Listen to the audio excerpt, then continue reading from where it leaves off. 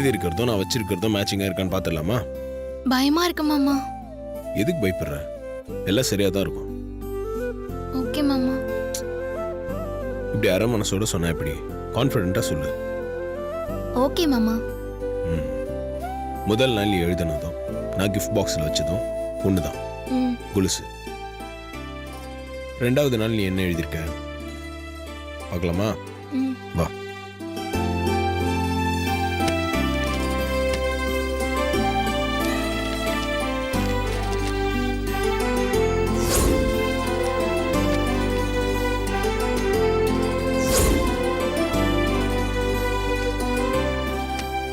உங்க கிஃப்ட்ல என்ன இருக்குன்னு பிரிச்சு காட்டுங்க மாமா. முதல்ல நீ என்னென்ன எழுதி வச்சிருக்கன்னு பார்த்துடலாம், அதுக்கப்புறம் கிஃப்ட்டை பிரிச்சு பார்க்கலாம்.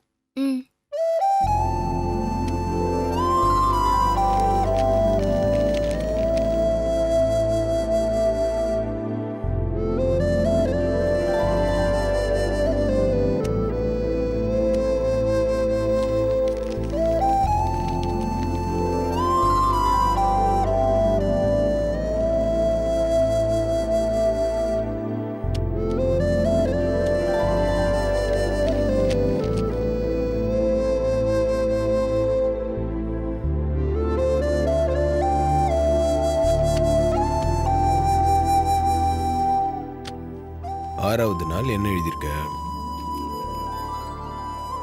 நீங்க இமோஷனலா முக்கியமான ஒரு வார்த்தைன்னு சொன்னீங்கல்ல,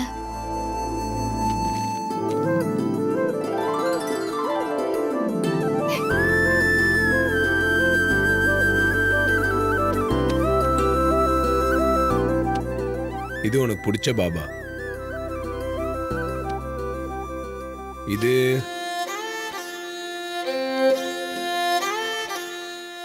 செம்பருத்தி.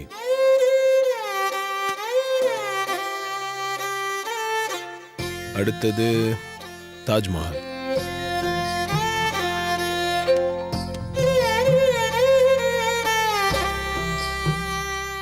சரி, இப்போ என்னென்ன எழுதியிருக்கேன்னு தெரிஞ்சிருச்சு. இனி கிஃப்ட் பாக்ஸ்ல எல்லாம் சரியா இருக்கான்னு பிரிச்சு பார்த்துடலாமா?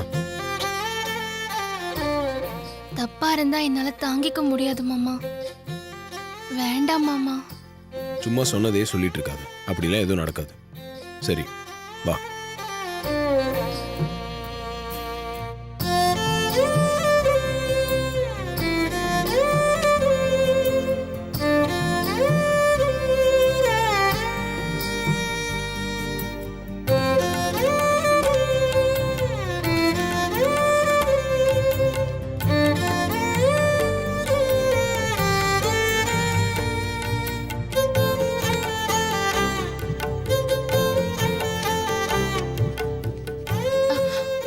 மாமா என்ன பண்றீங்க? நான் ஏதோ பண்றேன், கொஞ்ச நேரம் சும்மா இருறேன். மாமா மேட்சிங் கரெக்டா இல்லனா என்ன பண்றதுன்னு நான் பயந்துகிட்டே இருக்கேன். நீங்க வேற இப்படி பண்றீங்களே கிஃப்ட் மாத்தி. பயமா இருக்கு மாமா.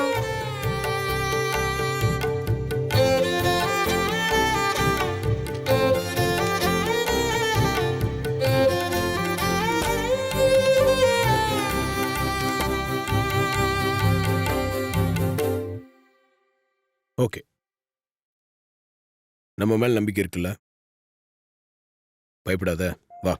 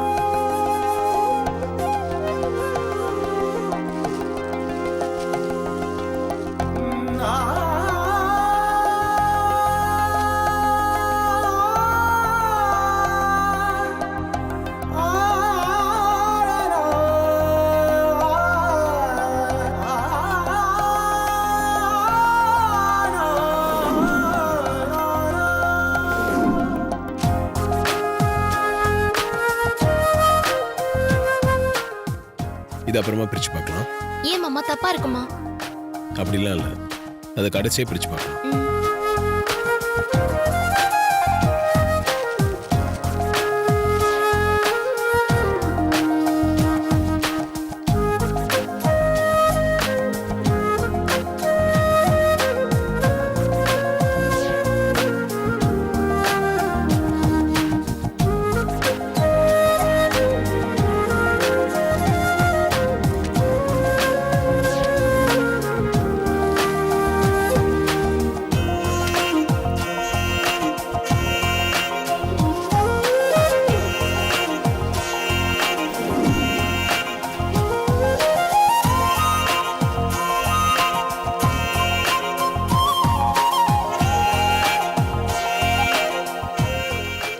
என்ன மாமா காடு? ம்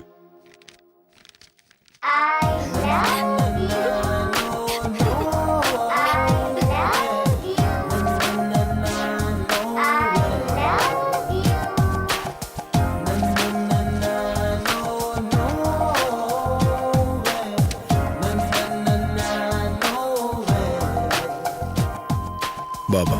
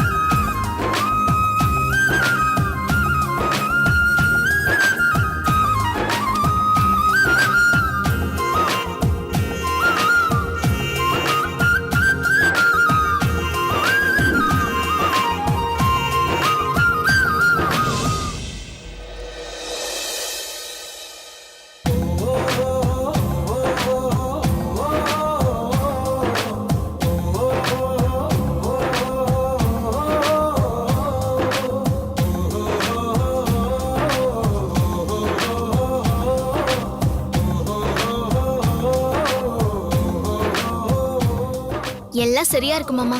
4வது மட்டும் சரியா இருந்தா ரொம்ப சந்தோஷமா இருக்கும்.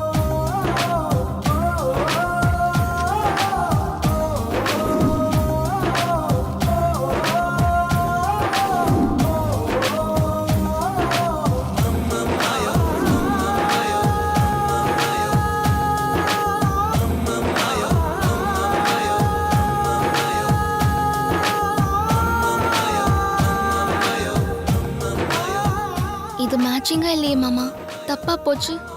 இல்லையே, சரியா தானே இருக்கு. உங்க கிஃப்ட்ல நான் எல்லாம் இருக்கேன், நான் அதுல மாமான்னு தானே எழுதியிருக்கேன். நீ என்ன சொன்ன? ஆனா எனக்குள்ள நீ தானே இருக்க.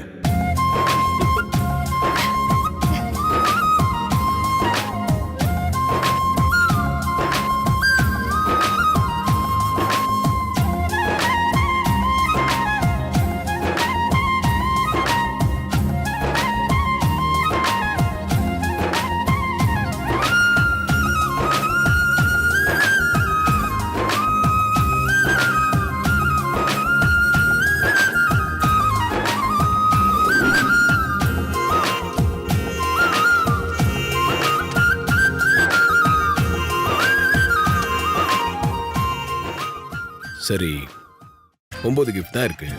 10வது கிஃப்ட் நீ எழுதவும் இல்லை, என்ன கேட்கவும் இல்லை. ஏன்? எனக்கு தான் 10வது கிஃப்ட் என்னன்னு தெரியுமே. என்னது? இந்த உலகத்துல உங்களை விட எனக்கு பெரிய கிஃப்ட் வேற எதுவுமே இல்ல மாமா. 7 ஜென்மத்துக்கும் நீங்க தான் எனக்கு பெரிய கிஃப்ட்.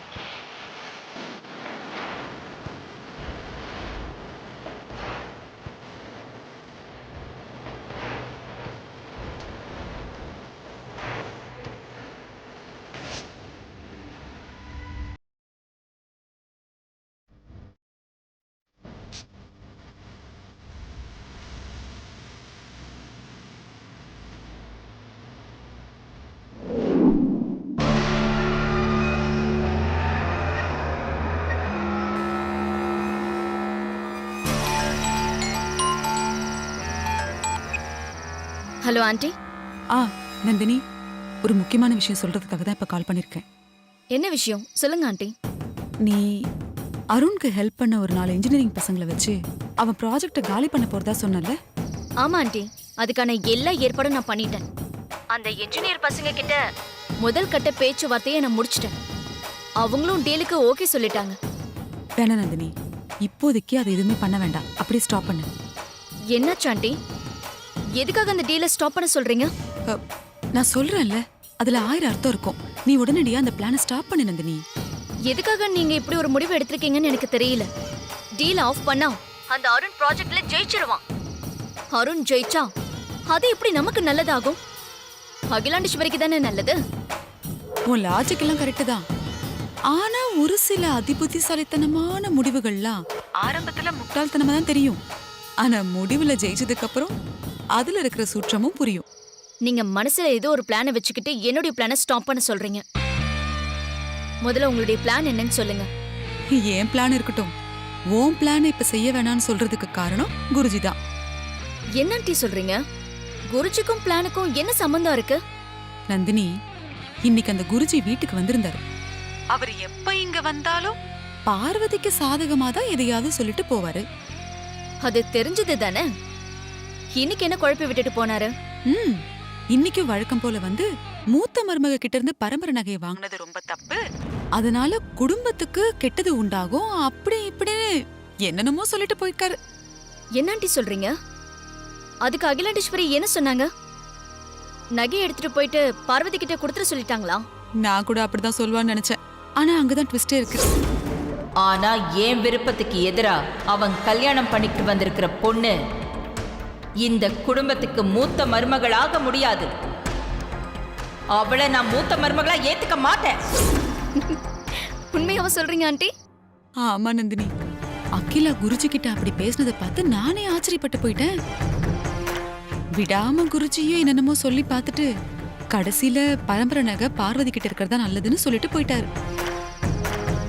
இப்போ அருண் விஷயத்துல ஏற்கனவே நீ பிளான் பண்ணபடி ஏதாவது செஞ்சு அவன் தோத்து போயிட்டான்னா, பரம்பரை நகை மூத்த மருமக கிட்ட இல்லாததுனாலதான் குடும்பத்துல கெடுதல் நடந்துருச்சு அப்படின்னு அகிலா நினைக்கிறதுக்கு நிறைய வாய்ப்பு இருக்கு. நீங்க அப்படி வரீங்களா? ஆமா நந்தினி, அந்த மாதிரி எண்ணத்துக்கெல்லாம் நாம எப்பவுமே இடம் கொடுக்க கூடாது. அதனாலதான் சொல்றேன், இப்ப நாம அருணை ஜெயிக்க விட்டுருவோம், பின்னாடி பாத்துக்கலாம். இதனால அகிலா மனசுல பார்வதியை பத்தின குழப்பமும் உண்டாகாது. ஓகே ஆண்டி, நீங்க சொல்றபடியே நான் செய்யறேன். ஓகே நந்தினி, இந்த அருண் ஐஸ்வர்யாவை எப்படி சரி கட்டுறது, அகிலாவை என்ன பண்ணணும், இதெல்லாம் நான் பாத்துக்கிறேன். ஓகே ஆண்டி, உங்க பிளான் படியே நம்ம பண்ணலாம். Okay Nandini, good night.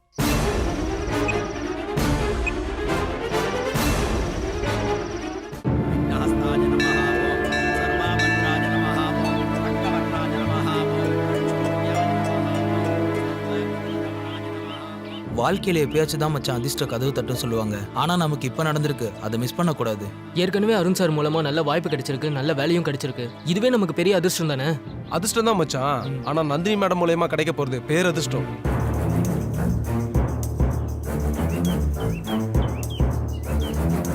அவங்க கால் பண்ணி கன்ஃபார்ம் பண்றேன்னு சொல்லியிருக்காங்களே, இரு வெயிட் பண்ணி பார்ப்போம்.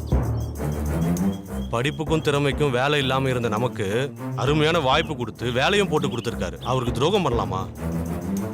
சின்னையாவை பத்தி ஏதோ பேசிட்டு இருக்காங்க. அருண் சார் கொடுக்குற சம்பளத்தோட டபுள் மடங்கா தரேன்னு சொல்லியிருக்காங்க. அது மட்டுமா, கம்பெனி சார்பா வீடு கார் எல்லாம் தரேன்னு சொல்லியிருக்காங்க. அருண் சார் கம்பெனில இதெல்லாம் கிடைக்குமா? அதனால நம்ம அருண் சார் கம்பெனி விட்டு வேலைக்கு போயிடலாம். நம்மள அவங்க பக்கம் இருக்கிறதுக்காக என்ன வேணாலும் சொல்லுவாங்கடா. அவங்க சொல்றதெல்லாம் நம்பி நம்ம போக கூடாது. கண்டிப்பா நம்ம யோசிச்சு தான் போகணும். என்ன நடக்குதுன்னு பாப்போம். அவங்க கால் பண்ணி கன்ஃபார்ம் பண்றேன்னு சொல்லியிருக்காங்களே, இரு வெயிட் பண்ணி பார்ப்போம்.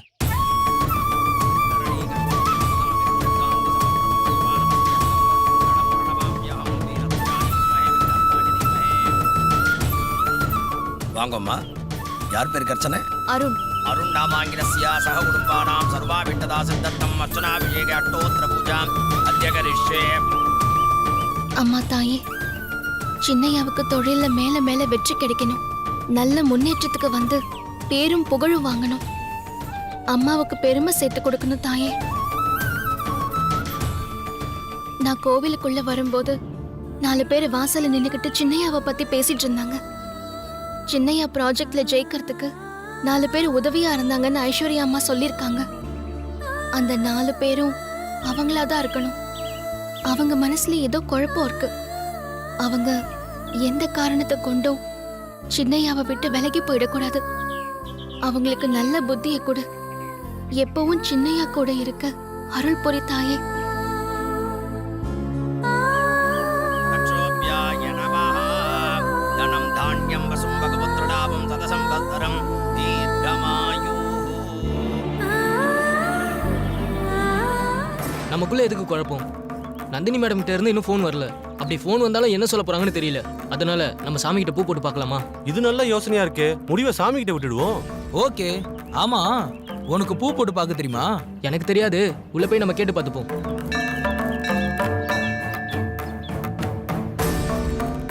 சரி வா. வாங்க போலாம். மேடம், எங்க மனசுலலாம் ஒரு குழப்பம் இருக்கு. அதுக்கு சாமி கிட்ட பூ போட்டு பார்க்கணும். எப்படி பூ போட்டு பார்க்கறதுன்னு தெரியாது. எங்களுக்கு கொஞ்சம் ஹெல்ப் பண்றீங்களா? பண்றேன், வாங்க.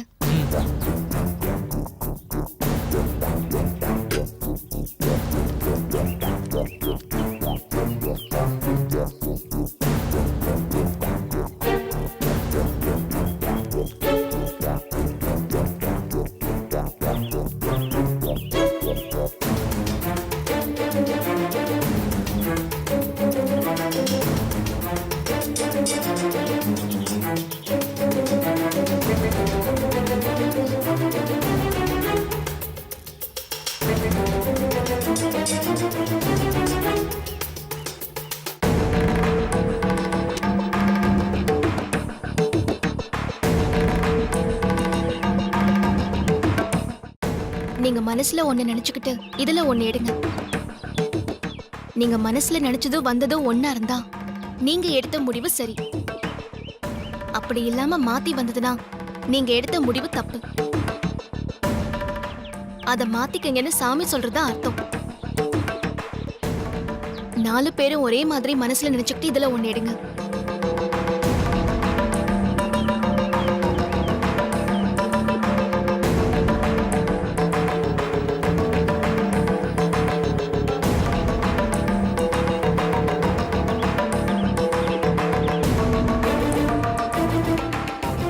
நீங்க மனசுல என்ன வரும்னு நினைச்சீங்க?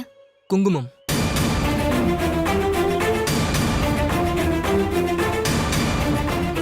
மேடம், நீங்களே ஓபன் பண்ணிடுறீங்களா? ம்.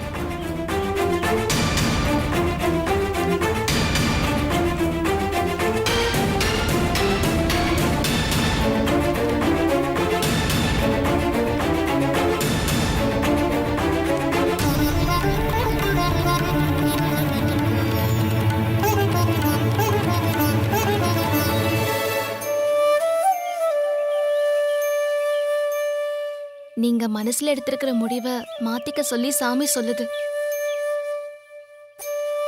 நான் கோவிலுக்குள்ள வரும்போது நீங்க 4 பேரும் பேசிட்டு இருந்ததை எதிர்ச்சியா கேட்டேன். எங்க சின்னையா அருண் கம்பெனியை விட உங்களுக்கு யாரோ அதிகமா சம்பளம் தர, வசதி செஞ்சு தரேன்னு ஆசை காட்டியிருக்காங்கன்னு நினைக்கிறேன். அவசரப்பட்டு நீங்க சின்னையா அருணை விட்டு விலகி போயிடாதீங்க. இத சொல்றதுக்கு நான் யாருன்னு பாக்குறீங்களா? என் பேரு பார்வதி. அகிலாண்டேஸ்வரி அம்மா வீட்ல நான் கொஞ்ச நாள் சமையல் வேலை பார்த்தேன். அம்மா கிட்ட வேலை செய்யற யாரையும் அவங்க கைவிட மாட்டாங்க. அவங்கள ஒருத்தரா தான் பாப்பாங்க. விசுவாசமா இருக்கிறவங்கள நல்ல இடத்துல கொண்டு போய் வைப்பாங்க.